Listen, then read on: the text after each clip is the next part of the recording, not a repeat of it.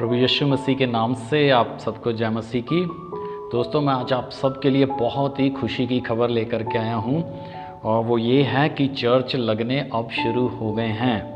जैसा कि हमारी भारत सरकार ने ये फैसला सुना दिया है कि 8 तारीख से जो है सभी धार्मिक स्थल खुल सकते हैं और हमारे मसीहों में भी, पासबानों में, कलीसिया में बहुत ज़्यादा खुशी की लहर चल चुकी है कि अब हम लोग मसीही लोग, स्पेशली हम लोग अपने जीवित परमेश्वर की आराधना फिर से आत्मा और सच्चाई के साथ परमेश्वर के घर में या चर्च में जाकर के हम कर सकते हैं। लेकिन दोस्तों, इससे पहले कि हम चर्च जाएं, आज 11 जून है और 3 दिन रहते हैं। अभी 14 जून को पहला रविवार आना है लॉकडाउन खुलने के बाद और बहुत से लोग एक्साइटेड हैं, पासबान लोग भी और कलीसिया भी, कि अब हमें चर्च जाने की इजाज़त मिल चुकी है।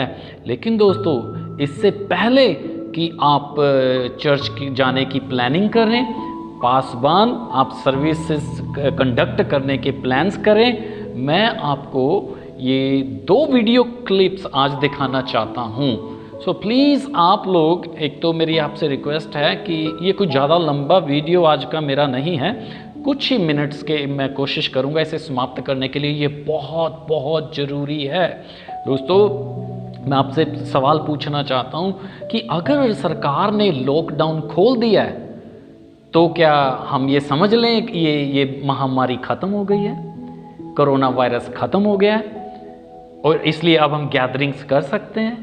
नहीं दोस्तों, समझिए बाइबल में क्या लिखा हुआ है। कबूतर की नाई भोले और सांप की नाई चतुर बनो।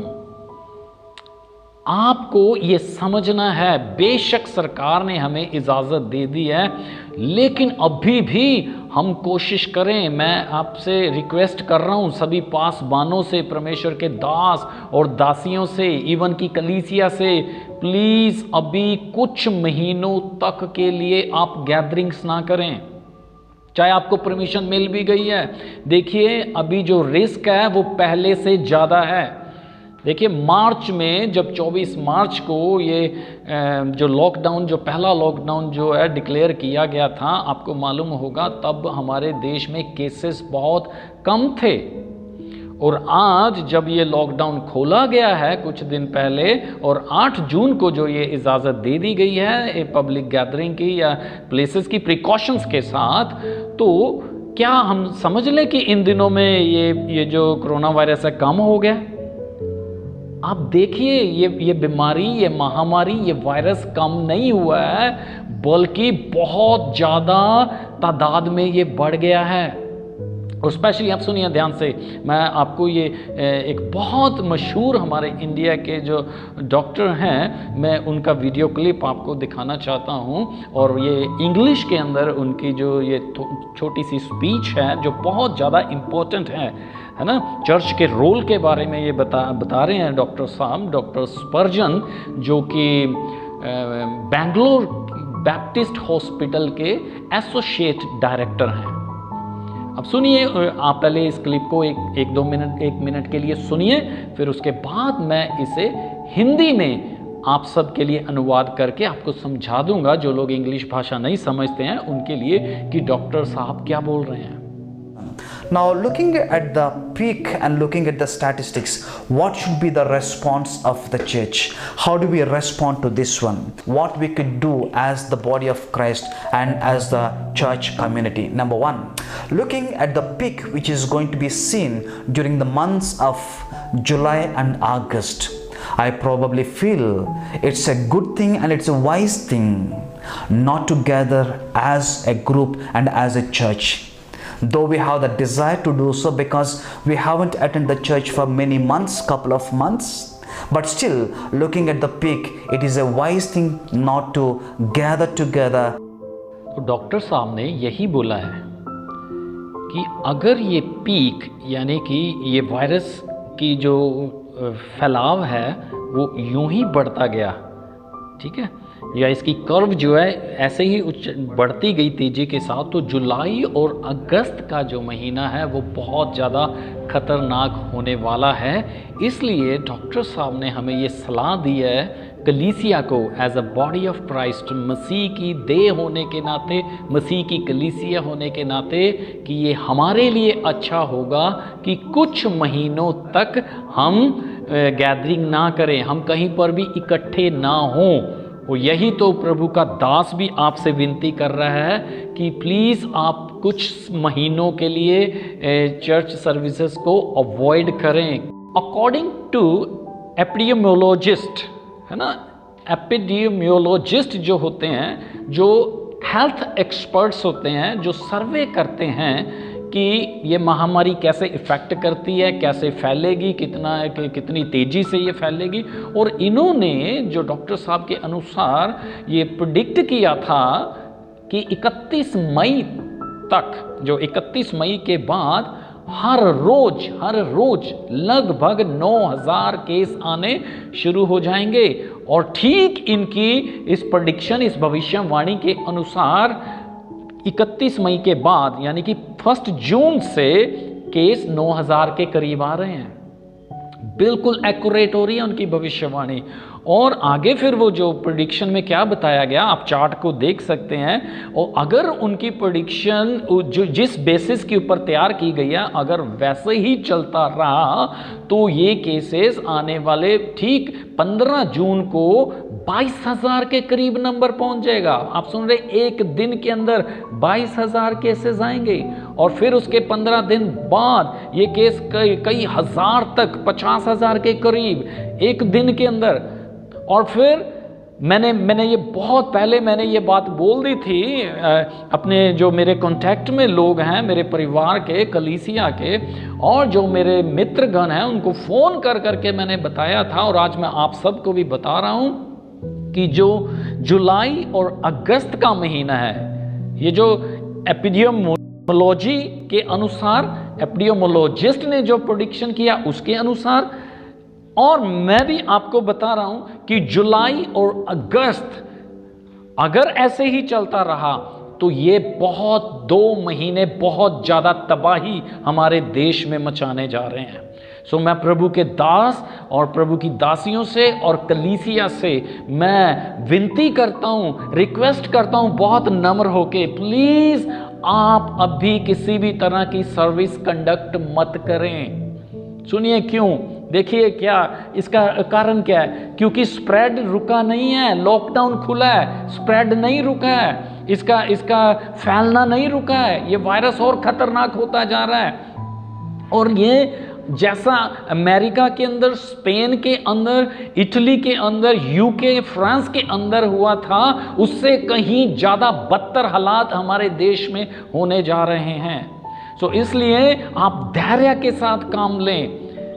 अगर हमने 3 महीने लगभग हम चर्च नहीं गए या हमने चर्च सर्विसेज कंडक्ट नहीं की तो क्या कुछ हो गया? कुछ भी नहीं हुआ, है ना। तो आगे भी अगर हम कुछ महीनों तक, 3-4 महीनों तक अगर चर्च नहीं लगाएंगे और चर्च नहीं जाएंगे तो कुछ भी नहीं होगा। और ये इसमें जो बात है, इसमें कोई ज़्यादा ओवर स्पिरिचुअल होने की बात नहीं है, आपको ये रिस्क लेने की बात नहीं है। देखिए बाइबल में एक बात लिखी हुई है कि तू हत्या ना करना, है ना, do not murder, do not commit murder, है ना, हत्या मत करना, किसी को मत मारना।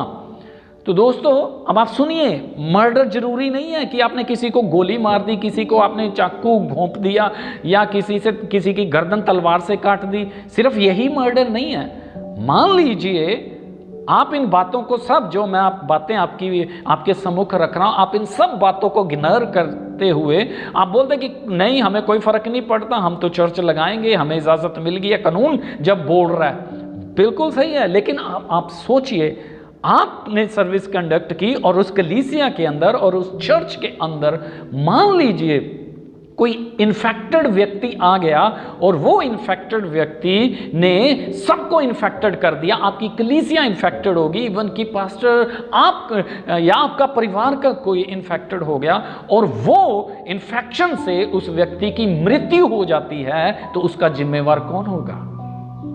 तो क्या हम ये नहीं कहेंगे कि वो हत्या हुई है, जानबूझकर हत्या की गई है, जबकि हमें बताया गया था प्रिकॉशंस लेने के लिए, जबकि हमें बताया गया था सावधान रहने के लिए, लेकिन हम तो आत्मिक है ना, हमने तो इन चीजों के ऊपर ध्यान नहीं दिया। दोस्तों, बी वाइज, बुद्धिमान बने, धैर्य के साथ काम करें। और मैं आपको वैसे भी बताना चाहता हूं कि देखिए प्रभु यीशु मसीह ने वचन में क्या बोला, इस बात को आप ध्यान से सुनिएगा। मत्ती उसके 18 अध्याय के 20 वचन में क्या प्रभु यीशु मसीह ने बोला है, जहां 2 या 3 मेरे नाम से इकट्ठे होंगे मैं वहां पर हाजिर होऊंगा। प्रभु यीशु मसीह वहां है, 2 या 3 कहां पर लिखा है? जहां भी। तो जहां चर्च बिल्डिंग नहीं, जहां भी मतलब आपका घर, पार्क में, मॉल्स में, होटल्स में, जहां भी 2 या 3 यीशु मसीह के नाम से इकट्ठे हो जाएंगे, यीशु मसीह वहां पर है। सो हमें कुछ समय के लिए चर्च वाली मानसिकता को छोड़ना पड़ेगा। आप घर में आराधना करें, घर में प्रार्थना करें, दूसरों को सुरक्षित रखें, खुद भी सुरक्षित रहें। परमेश्वर ने हमें बुद्धि दी है। दोस्तों, मैं आपको बताना चाहता हूं, उपदेशक की पुस्तक उसके 3 अध्याय और उसके 1 वचन से जब हम पढ़ते हैं, आप पढ़ सकते हैं, यहां पे लिखा हुआ है कि हर बात का एक समय है और हर काम का जो इस आकाश के नीचे किया जाता है एक अवसर है। हर चीज का टाइम है। तो देखिए, इतने वर्षों तक हम चर्च लगाते आए, हम चर्च में जाते रहे और आज तक हमने कभी हम रुके नहीं चर्च जाने से। तो वो एक समय था। तो अब जो समय है वो चर्च ना जाने का है। ठीक है, परमेश्वर की आराधना घर में रह करके करने का है, उसके साथ समय बिताने का, उसके प्रार्थना करने का समय है और इस संसार के लिए आशीष बनने का समय है घर में रह करके। लेकिन फिर मैं आपको एक खुशी की बात बताना चाहता हूं कि एक समय आएगा जब हालात सामान्य हो जाएंगे, ये वायरस खत्म हो जाएगा। मैं विश्वास करता हूं आप लोग भी, मैं भी, हम सब मिलकर प्रार्थनाएं कर रहे हैं इस वायरस की समाप्ति के लिए और बहुत जल्दी मेरा परमेश्वर इसे समाप्त करेगा। और जब ये वायरस समाप्त हो जाएगा, हम फिर यूं ही मिला करेंगे, आराधना करेंगे, प्रार्थना करेंगे, वचनों को बांटेंगे, सब कुछ ऐसे ही होगा। लेकिन जब तक ये वायरस कंट्रोल में ना आ जाए, प्लीज आप किसी भी तरह की सोशल गैदरिंग मत करें। इजाजत मिलने के बावजूद भी मत करें जब तक आपको ये ना लगे कि अब 0% रिस्क है, तब तक मत करें। आइए मैं आपको दूसरा क्लिप दिखाना चाहता हूं। ये देखिए, ये एक अमेरिका के एक किसी चर्च का है, जहां पे आप देख रहे हैं इस क्लिप में, ये पासवान है। जब ये अपने चर्च में आया तो चर्च में आप देखिए क्या हाल है। देख रहे हैं आप लोग, सभी बेंचेस के ऊपर तस्वीरें पड़ी हुई हैं। ये तस्वीरें किन की हैं? ये वो लोग हैं जो इस वायरस के कारण मर गए। ये वो लोग हैं जिन्हें वायरस ने खत्म कर दिया इस दुनिया में से। दोस्तों, क्या ये लोग परमेश्वर के लोग नहीं थे? और ये तब की बात है जब किसी तरह का लॉकडाउन नहीं था। लॉकडाउन से पहले ही ये वायरस की चपेट में आ चुके थे और आज इस पास्टर का चर्च पूरी तरह से खाली हो चुका है। तो दोस्तों, मैं नहीं चाहता कि यही हाल दुनिया के किसी और चर्च में हो या हमारे देश भारत में किसी चर्च में किसी पासवान के साथ हो। दोस्तों, अगर आपकी कलीसिया का एक भी जन इस वायरस की चपेट में आके मर जाता है तो आपके लिए बहुत बड़ा नुकसान है। और कलीसिया, अगर आपके पास्टर को ये वायरस हो जाता है और खुदा ना खास्ता अगर उनकी मृत्यु हो जाती है तो आपके लिए बहुत बड़ा घाटा है। सो प्लीज मैं आपसे विनती करता हूं, थोड़े दिन के लिए आप इसे अवॉइड करें। ना सिर्फ चर्च गैदरिंग को, इवन की चाहे मैरिज है, चाहे बर्थडे पार्टी है, चाहे किसी और तरह की सेलिब्रेशन है, इवन की ईश्वर ना करे किसी के प्रियजन की कोई मृत्यु हो जाती है, तो भी आप सोशल डिस्टेंसिंग का पालन करें और कम से कम गिनती में वहां पर जाएं ताकि ये इन्फेक्शन आगे फैलने ना पड़े और हम सब सही सलामत रह करके परमेश्वर की आराधना और सेवा करते रहें। मैं आशा करता हूँ कि आपको ये जो मेरा वीडियो है, ये जो मेरा संदेश है, ये समझ आ गया होगा। अगर आपका पास्टर आपको चर्च में आने के लिए बोल रहा है तो गुस्से के साथ नहीं, विवाद के साथ नहीं, झगड़े के साथ नहीं, प्यार के साथ उनसे बात करें और मिल करके ये फैसला करें कि अभी जब तक ये वायरस पूरी तरह ख़त्म नहीं हो जाता हम चर्च में गैदरिंग ना करें, ठीक है। और दूसरा किया है कि अगर कलीसिया पास्टर आपको जो है प्रेशराइज कर रही है कि नहीं दूसरे लोगों ने चर्च लगाना शुरू कर दिया है, अब हमें भी चर्च लगाना चाहिए, तो प्लीज़ आप दूसरों की कॉपी मत करें। अगर एक व्यक्ति गलती कर रहा है तो आप उसे देख के गलती मत करें। अपना ध्यान रखें। अभी आपकी इस संसार को, आपके परिवार को बहुत ज़्यादा ज़रूरत है और जब सब ठीक होगा तो सब कुछ अच्छे से होगा, ठीक है। प्लीज़, बेशक सरकार ने हमें इजाज़त दे दी है, मेरी पर्सनल एडवाइस है कि प्लीज़ अभी आप गैदरिंग मत करें, कहीं पर भी जहाँ पे भीड़ होती है वहाँ पर ना जाएं। परमेश्वर आपके साथ रहे और जल्दी, बहुत जल्दी सब कुछ ठीक हो जाएगा और फिर हम मिल करके परमेश्वर की आराधना किया करेंगे, संगति करेंगे और फिर कोई हमें संगति से रोक नहीं सकेगा। और अगर हम ही ना रहे तो फिर संगति कहाँ होगी, बंदगी कहाँ होगी, आराधना कहाँ होगी, कौन प्रचार करेगा, कौन प्रार्थना करेगा। हमारा इस पृथ्वी पे रहना बहुत जरूरी है। प्लीज़ आप इस वीडियो को ज़्यादा से ज़्यादा शेयर करें, कलीसियाओं में भेजें, पासबानों को भेजें, अपने प्रियजनों को भेजें, ताकि हम लोग हर तरह की सोशल डिस्टेंसिंग को मेंटेन करके रखें और भीड़ भाड़ वाली, चाहे वो धार्मिक स्थान ही क्यों ना हो, ना जाएं कुछ दिनों के लिए, क्योंकि परमेश्वर जो चर्च में मिलता है वो हमारे दिल में रहता है। और बाइबल में ये भी लिखा, एक वचन और बताना चाहूंगा, पहला कुरिन्थियों 3:16 में, क्या तुम नहीं जानते कि तुम पवित्र आत्मा का मंदिर हो और परमेश्वर का आत्मा तुम में वास करता है। हाँ दोस्तों, आप, मैं, हम हैं यीशु की कलीसिया, बिल्डिंग नहीं है। बिल्डिंग में जाने से परमेश्वर नहीं मिलता है, वो तो सिर्फ एक स्थान है प्रभु के लोगों का एक साथ इकट्ठे होकर अपने परमेश्वर की आराधना करने का। Otherwise we are the real church of God. हम प्रभु का चर्च हैं, हम प्रभु की कलीसिया है। थोड़े समय के लिए अपने इस माइंडसेट को बदलें, ठीक है। प्रेरितों के काम में क्या लिखा हुआ है, वो संडे को चर्च मिलते थे, संडे चर्च जाते थे। अरे अगर आप नया नियम को ध्यान में पढ़ें तो चर्च था ही नहीं, चर्च बिल्डिंग थी नहीं, तो वो लोग कहाँ मिलते थे? घर में लिखा है, वो घर घर जाके प्रार्थना करते थे, रोटी तोड़ते थे, संगति करते थे, वचनों को सीखते थे। तो ये जो समय है, कुछ समय के लिए हमें प्रेरितों के काम की जो कलीसिया का पैटर्न था वो फॉलो करना पड़ेगा। अपने घर में रह के अपने परमेश्वर की आराधना करें, उसकी स्तुति करें, ठीक है। परमेश्वर आप सबको आशीष दे। जल्दी से जल्दी संडे आने से पहले से आप सबके साथ शेयर कर दें। और अगर गलतीवश किसी ने इस संडे को चर्च लगाया भी है, कोई बात नहीं, आप इसे बाद में भी अगर उन तक मैसेज पहुंचे तो वो बाद में भी इकट्ठा होना बंद करें और एक अच्छे भारतीय नागरिक बन के अपने जिम्मेवारी को समझें, खुद को बचाएं, अपने परिवार को बचाएं, अपने पासबान को बचाएं, और अगर आप पासबान हैं तो अपनी कलीसिया को बचाएं, और हम सब मिलके अपने प्यारे भारत देश को बचाएं। God bless you.